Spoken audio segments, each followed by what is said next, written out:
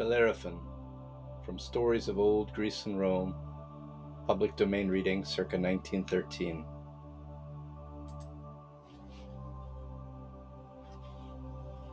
At the court of Protus, king of Argos, there dwelt as guest of honor a young prince named Bellerophon.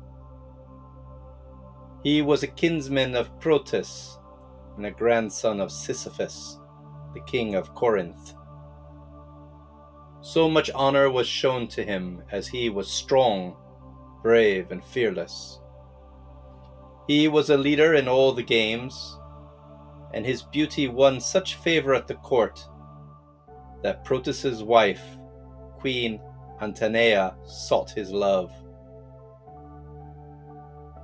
Since the youth could not in loyalty return her affection, he found it difficult to remain in Argos, for the queen was not content to receive only the courtesy due her. Instead, she imposed upon Bellerophon for his love. He tried many times to find some pretext for leaving his kinsman, so that when Protus proposed that he should make a journey to Lycia to deliver an important message to its ruler, the youth was extremely eager to go. Meanwhile, the queen, angered at his indifference, had told her husband that Bellerophon delighted in treating her with contempt in return for all her kindness, and that she could not endure his presence in Argos any longer. She demanded further that Protus should put the young man at once to death, but that he should not let Bellerophon suspect that she had been the instigator of the deed. The king readily believed his wife's artfully contrived story and declared that the insolent youth should be made to pay dearly for his ingratitude. As Bellerophon was already a hero at the court, Protus dared not to condemn him openly to death. So when the prince departed on his journey to Lycia, he carried with him some letters, whose purport he was far from suspecting, for the sealed message that he bore so light-heartedly was a request to King Iobates to put the letter-bearer to death at once. King Iobates was the father-in-law of Protus and the ruler of Lycia, and had often relied on his powerful relative as an ally in time of war. So the king of Argos was confident that his instructions would be carried out. The expedition to Lycia might therefore have had a different ending, had not Bellerophon forgotten to deliver his letters for several days. Meanwhile, King Iobates, supposing him to be on a friendly visit, received him very hospitably and made him a member of the royal household. After much feasting and entertainment, the young prince suddenly remembered the sealed message entrusted to his care, and hastened to deliver it to Iobates, with many apologies for his forgetfulness. When the king read the letter, he was surprised and horrified at its contents, for he could not in cold blood kill the guest who had just sat at his table, and yet he did not wish to refuse any demand made by Protus. When the courtiers saw his white face and troubled looks, they wondered what the message contained, but no one suspected its real importance. At last a solution of the difficulty came to the king's mind, and he began to praise Bellerophon for the bravery and courage that had made the young prince famous throughout Greece. He lamented that no such fearlessness dwelt among the men of Lycia, for otherwise the chimera would not be living in security and laying waste to the king's lands. When Bellerophon heard what terror was inspired by the mere mention of the chimera's name, he wondered whether he would be afraid to face this fearful creature with its lion's head, its goat's body, and its dragon's tail. When he expressed surprise that no hero had slain it, the wily Iobatus at once implored him to help the stricken country and to go himself to fight the chimera. Bellerophon might have been eager for this adventure, had he not learned to love the king's daughter, Philoan. Philanoe, who had at once found the stranger handsome. He was therefore loath to leave the princess and depart. On so perilous an adventure. But at the repeated urgings of Iobates, he began preparations for the journey. Before setting out, he first consulted the soothsayer, Polydius, who advised him to procure the winged horse Pegasus, if he hoped to succeed in slaying the chimera. The advice was probably well meant, but it was very discouraging, for how could Bellerophon expect to bridle the famous immortal steed that had never known the touch of any man's hand? He knew too well that Pegasus was rarely seen by mortal eyes, for he dwelt on the calm heights of Mount Helicon, a spot sacred to the Muses, and seldom came to earth except to visit the fountain of Pyrene near Corinth, whose clear waters sometimes tempted him to leave his lofty home. Very few people had ever seen the snow-white horse, with its wonderful silvery wings that carried it throughout the air as buoyantly as an eagle in its flight. Whenever Pegasus deigned to come to earth to taste the sweet waters of Pyrene, he sped over the grassy meadows so swiftly that even the fleetest runner could not hope to catch him. He had never been bridled in all his wild, free life, and for beauty and strength and sheer joy of living, there was nothing like him in the whole wide world.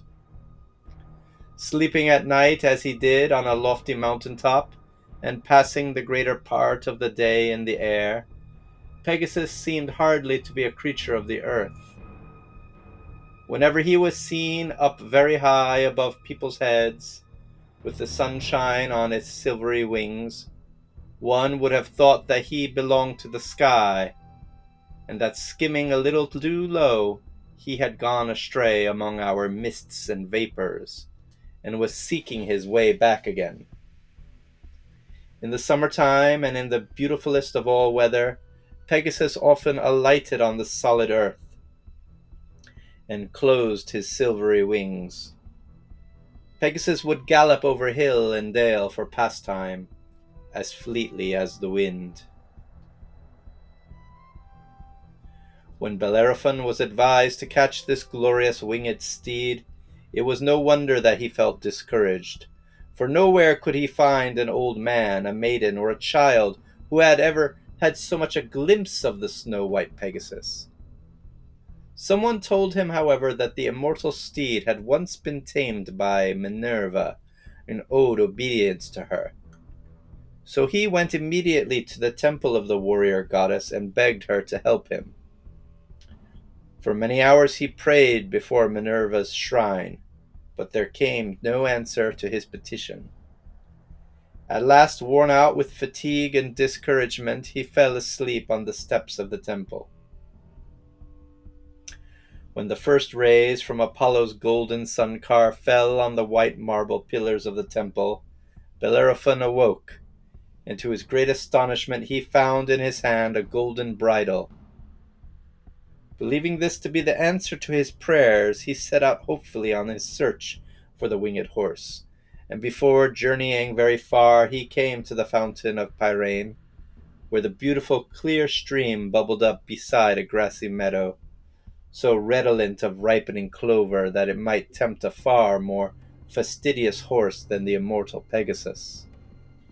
Bellerophon spent many days beside the fountain, but he never caught a glimpse of the white-winged steed. He never saw any mark of his hooves upon the sod. Once an old man stopped to ask him why he was lingering so far and so long beside the fountain, and then shook his white head incredulously when Bellerophon spoke of Pegasus and his silvery wings. At last the young hero grew so discouraged that he decided to return to the court of Iobates. But on the very morning that he was intending to leave Pyrene, he chanced to wake just at dawn, and leaning over the fountain to bathe his flushed face, he saw reflected in the water an image that made his heart beat fast with hope and joy. For it seemed like a great white bird flying up among the clouds, where the sunlight shone on its silvery wings. Nearer and nearer it came, sweeping the air in great wide circles, and at last it alighted beside the fountain. Bellerophon, meantime, had hidden himself in the bushes, and now he watched the beautiful creature as it folded its gorgeous wings and bent its arching neck to drink the clear water. Then Pegasus daintily cropped a few clover blossoms, shook his long white mane, and began to run up and down over the meadows, capering madly like a colt just free in the pasture. After rolling luxuriously in the thick grass and racing like the wind across the meadow, Pegasus grew tired of his play, and folding his snow-white wings, trotted quietly up to the fountain to take one more drink before flying back to his home on Mount Helicon. Bellerophon crept noiselessly out of his hiding place, and while the unsuspicious Pegasus was drinking the cool water and his eyes were no longer watchful, the youth boldly sprang upon his back and took firm hold of the thick mane. Being careful meantime not to let Minerva's golden bridle slip from his fingers, Bellerophon had ridden many a horse, but never one as wild and spirited as this, for the glorious Pegasus had not known until now the ignominy of bearing a mortal rider on his back. He did not intend to submit to the disgrace. So when he felt the touch of Bellerophon's knees on his broad flanks, he made a tremendous bound into the air, and before the youthful rider could realize what had happened, he found himself hundreds of feet above the earth. The winged horse snorted, and its rider, by every trick known to equine ingenuity. He bounded forward with a sudden jerk, reared, turned over and over in the air, until half the time Bellerophon was riding with his head downward. But in spite of all his efforts, he could not throw off the strange thing that clung on his back. All at once, Bellerophon saw his chance to slip the golden bridle between the maddened horse's teeth, and suddenly Pegasus became as gentle and tractable as if he had always obeyed the will of a master. Happy to find the conflict over, the young hero turned the head of this white-winged steed toward the mountain region where the dread chimera dwelt.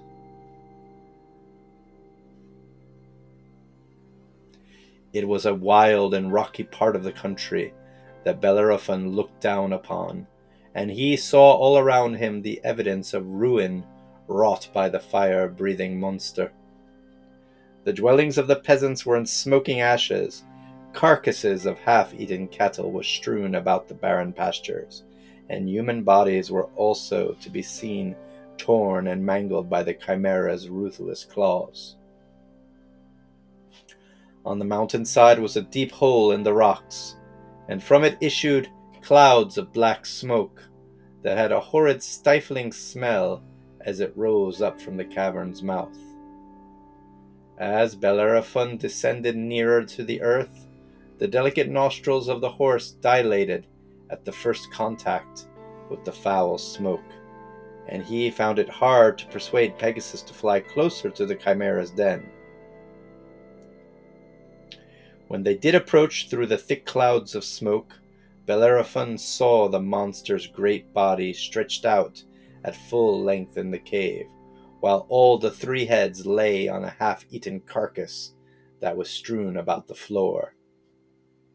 The lion and the goat part of the chimera were asleep, but the snake part was wide awake, and when it saw Bellerophon approaching on his winged horse, it raised its head and began to hiss so loudly that it roused up the other creatures until they too were intent and watchful. The smoke poured out of the cave more thickly than before, and if Pegasus had not carried him quickly away from the poisonous fumes, Bellerophon would have suffocated long before he was able to get near enough to deal the chimera a mortal blow. But the brave horse bore him out of danger and kept him far above the thick smoke, until the monster crawled out of its lair. Then, like the swift rush of air, Bellerophon swooped down upon the chimera and cut off 3 of its horrid heads with his sword. But even then the danger was not over, for the headless creature sprang into the air and clutched wildly for the enemy with its long claws. So sure as an instinct for destruction did Chimera have, that mangled and dying as it was, it struck directly at Bellerophon, and would have torn him to pieces, had not the faithful Pegasus borne him swiftly out of reach of the deadly claws.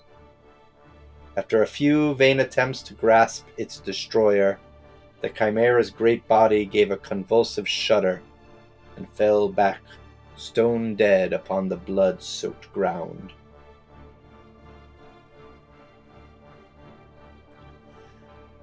Bellerophon sped back to the court of Iobates and announced that the chimera was dead.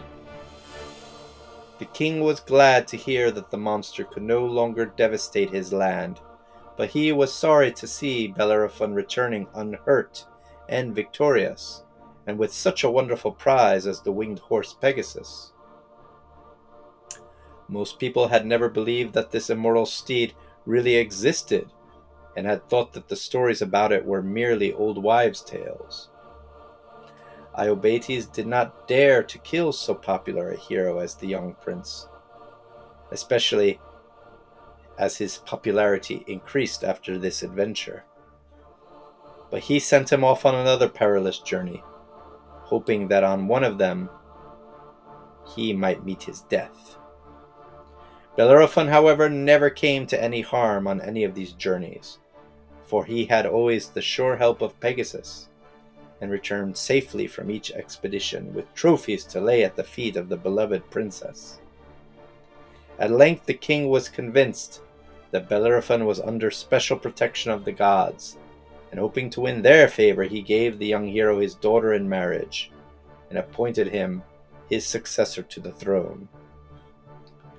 For several years Bellerophon lived happily in Lycia, but his many victories with Pegasus had made him presumptuous, and he felt that his true place was with the immortals.